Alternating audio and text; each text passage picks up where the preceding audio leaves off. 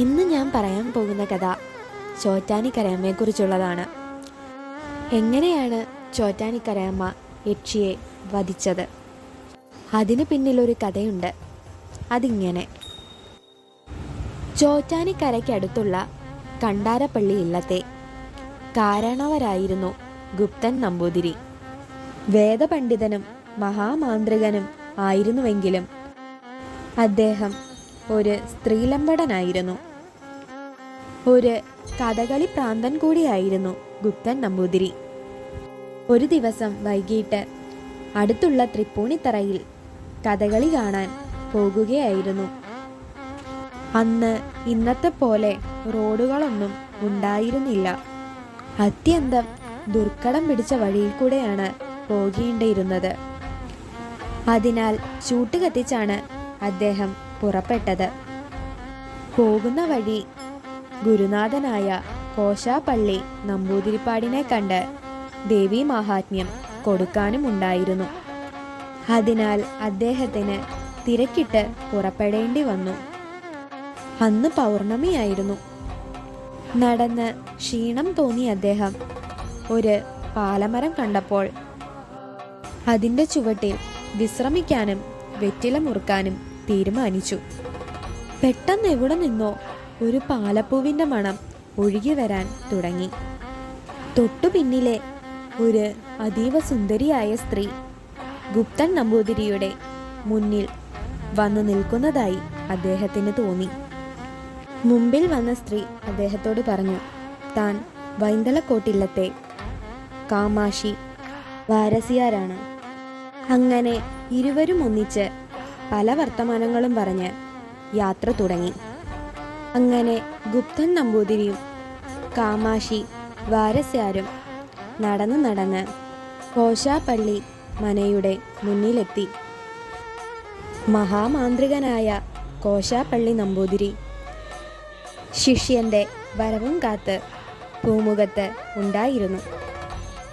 ഗുപ്തൻ നമ്പൂതിരി ഉടനെ തന്നെ അകത്തുപോയി ഗുരുനാഥനെ വണങ്ങി കൈവശമുണ്ടായിരുന്ന ദേവീ മഹാത്മ്യം അദ്ദേഹത്തെ ഏൽപ്പിച്ചു. ഗ്രന്ഥം കൊടുത്തതിന് പിന്നിലെ കോശാപ്പള്ളി നമ്പൂതിരി ശിഷ്യനോട് ഒരു കാര്യം പറഞ്ഞു. വാര്യസിയാരുടെ വേഷത്തിൽ കൂടെ വന്നിരിക്കുന്നത് ഒരു യക്ഷിയാണ്. ദേവീ മഹാത്മ്യ ഗ്രന്ഥം കൈവശം ഉണ്ടായിരുന്നതുകൊണ്ടാണ് ഇത്രയും നേരം യക്ഷിയുടെ ശല്യമില്ലായിരുന്നത്. തുടർന്ന് പുറത്തു വന്നു നോക്കുമ്പോൾ കാണുന്ന കാഴ്ച, ഭീകര രൂപത്തിൽ യക്ഷി മുന്നിൽ നിൽക്കുന്നു. പേടിച്ചു ഭയന്നു ഗുപ്തൻ നമ്പൂതിരി. ഏറെ ഭയപ്പെട്ട അദ്ദേഹം ഗുരുവിൻ്റെ കാലിൽ വീണു കരഞ്ഞു. അദ്ദേഹം ഗുപ്തൻ നമ്പൂതിരിയെ ആശ്വസിപ്പിച്ചു. കോശാപ്പള്ളി നമ്പൂതിരി തൻ്റെ കൈവശമുണ്ടായിരുന്ന 12 മാന്ത്രിക കല്ലുകൾ ശിഷ്യന് സമ്മാനിച്ചു. എന്നിട്ട് ഇങ്ങനെ പറഞ്ഞു, ഇനി സാക്ഷാൽ ചോറ്റാനിക്കരയമ്മയ്ക്ക് മാത്രമേ നിന്നെ രക്ഷിക്കാനാകൂ. ഒട്ടും താമസിക്കേണ്ട, നേരെ ചോറ്റാനിക്കര ക്ഷേത്രത്തിലേക്ക് പുറപ്പെടുക. ഇനി എന്തായാലും കഥകളി കാണാൻ പോകേണ്ട. അതിന് ശ്രമിച്ചാൽ യക്ഷി നിന്നെ തീർച്ചയായിട്ടും കൊല്ലും. യക്ഷി അടുത്തെത്തുമ്പോൾ ഞാൻ തന്ന മാന്ത്രിക കല്ലുകൾ പുറകിലോട്ടെറിയുക. അപ്പോൾ യക്ഷി സ്ഥലം വിടും. തുടർന്ന് ഗുപ്തൻ നമ്പൂതിരി ചോറ്റാനിക്കര ക്ഷേത്രത്തിലേക്ക് ഓടാൻ തുടങ്ങി. പുറകിൽ യക്ഷിയുമുണ്ട്. കല്ലുകൾ 12 ചോറ്റാനിക്കരയിൽ എത്തും മുമ്പേ തീർന്നു. യക്ഷി തന്നെ വധിക്കുമെന്ന് തോന്നിച്ച ഗുപ്തൻ നമ്പൂതിരി ഉടനെ വഴിയിൽ കണ്ട മറ്റൊരു മാന്ത്രികനായ പള്ളിപ്പുറത്ത് നമ്പൂതിരിയോട് കാര്യങ്ങൾ പറഞ്ഞു. കാര്യം മനസ്സിലാക്കിയ പള്ളിപ്പുറത്ത് നമ്പൂതിരി തൻ്റെ കയ്യിലുണ്ടായിരുന്ന ഒരു വിഴുപ്പ് തോർത്ത് ഗുപ്തൻ നമ്പൂതിരിക്ക് സമ്മാനിച്ചു. എന്നിട്ട് അദ്ദേഹം പറഞ്ഞു, നിൽക്കണ്ട, വേഗം തന്നെ ചോറ്റാനിക്കരയിലോട്ട് പൊക്കോളൂ. ഓട്ടം തുടർന്നു. അധികം കഴിയും മുമ്പേ ഗുപ്തൻ നമ്പൂതിരി ചോറ്റാനിക്കരയിൽ തെക്കേ നടയിലെത്തി. അപ്പോൾ സമയം 7:30 വെളുപ്പ് കഴിഞ്ഞതിനാൽ ക്ഷേത്രനട തുറന്നിരുന്നു.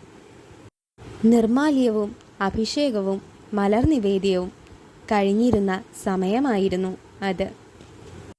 കൈവശമുണ്ടായിരുന്ന വിഴുപ്പ് തോർത്ത് പുറത്തേക്കെറിഞ്ഞ് അകത്തു കടക്കാൻ ശ്രമിച്ച ഗുപ്തൻ നമ്പൂതിരിയെ കാലിൽ പിടിച്ചു വലിച്ചു യക്ഷി.